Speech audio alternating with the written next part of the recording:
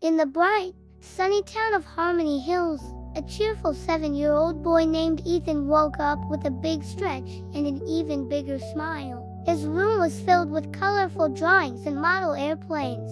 But today, something special caught his eye. A bright poster on his wall, decorated with smiling suns and happy faces, read Kindness Day in our neighborhood.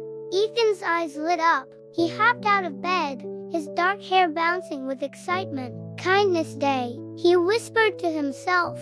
I want to help today. He quickly got dressed in his favorite green t-shirt, denim shorts, and red sneakers, ready for a day of adventure and kindness. He imagined all the fun ways he could help and make his neighborhood an even happier place.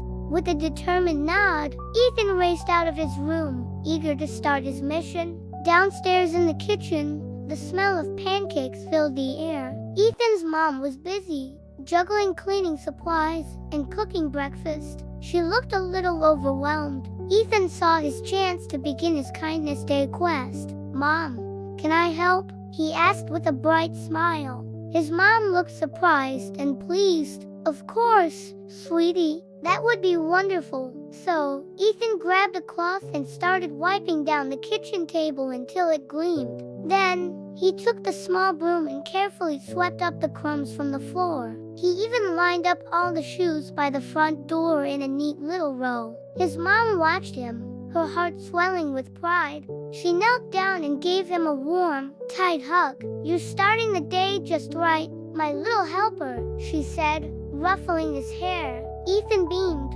feeling happy and proud. His first act of kindness was a success. After breakfast, Ethan went outside to play. The sun was shining, and birds were singing. As he looked down the street, he saw a big moving truck parked in front of the house next door. A new family was moving in. Boxes were everywhere, and they looked very busy. Ethan remembered his mission for Kindness Day and walked over shyly. Hi, he said to the mom and dad. I'm Ethan. Can I help? The parents smiled, touched by his offer. That's so sweet of you, said the mom. You could help carry some of these light boxes to the porch. Ethan nodded eagerly. He carefully picked up a small box filled with soft toys and carried it to the front door. Then he saw a girl about his age, looking a little lonely amidst all the boxes. Hi, I'm Lily, she said. Ethan smiled back.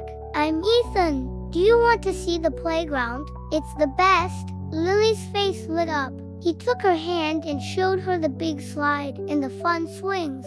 Lily's parents waved from their porch, calling out a big thank you. Ethan felt a warm glow inside. Making a new friend and helping a neighbor felt amazing. Later, Ethan and his new friend Lily went to the playground. It was usually their favorite spot, but today, something was wrong. There were empty juice boxes, snack wrappers, and old newspapers scattered all over the grass. Oh no, Ethan said, looking around. It's so messy. Lily nodded sadly. But then, Ethan had an idea. It was still Kindness Day, after all. Let's clean it up, he declared. He ran to find his other friends, Sarah and Tom, who were playing nearby. Guys, let's make the playground beautiful again, he announced. Everyone loved the idea. Together, they formed a cleaning team.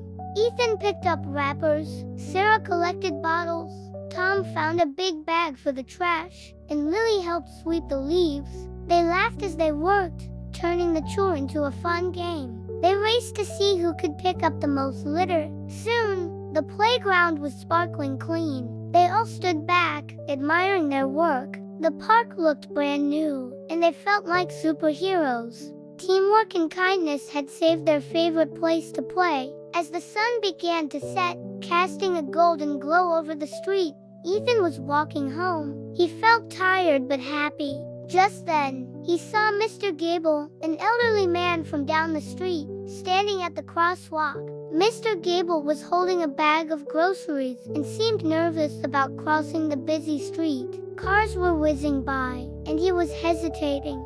Ethan remembered what his mom always said about looking out for their neighbors. He ran up to the elderly man. Mr. Gable, "Can I help you cross the street?" he asked politely. Mr. Gable looked down and saw Ethan's friendly, trusting face. He smiled warmly. "Why, thank you, Ethan. That would be very kind of you." Ethan took Mr. Gable's free hand gently but firmly in his own. He looked both ways carefully, just like his parents taught him. "Okay, it's safe now," he said. Together, they walked across the street, step by step. Once they were safely on the other side, Mr. Gable patted Ethan's shoulder. "Thank you, my young hero," he said, his eyes twinkling. "You are a very thoughtful boy." Ethan's heart felt full. Being a hero was the best feeling in the world. That evening, the entire neighborhood gathered in the park for a small community picnic. Twinkling fairy lights were strung between the trees, and the smell of grilled hot dogs filled the air. It was a celebration of Kindness Day. Ethan sat with his mom and dad, feeling happy and content. Suddenly, Lily and his other friends stood up. "3 cheers for Ethan," they shouted. "He helped us all today." Everyone in the neighborhood clapped and cheered. Ethan's parents hugged him, telling him how proud they were. The new neighbors thanked him again, and Mr. Gable gave him a friendly wink. Ethan's cheeks turned a little red, but he was grinning from ear to ear. As soft music played, he thought back on his day. He remembered helping his mom, welcoming a new family, cleaning the park with his friends, and guiding Mr. Gable across the street. Each small act of kindness had created a ripple, making the whole neighborhood feel warmer and closer. It wasn't about big gestures, but about the small, everyday choices to help one another. Kindness truly does make our community stronger and our hearts happier. Ethan waved to all his friends and neighbors, a huge smile on his face. "Let's help each other every day," he called out, and everyone cheered in agreement.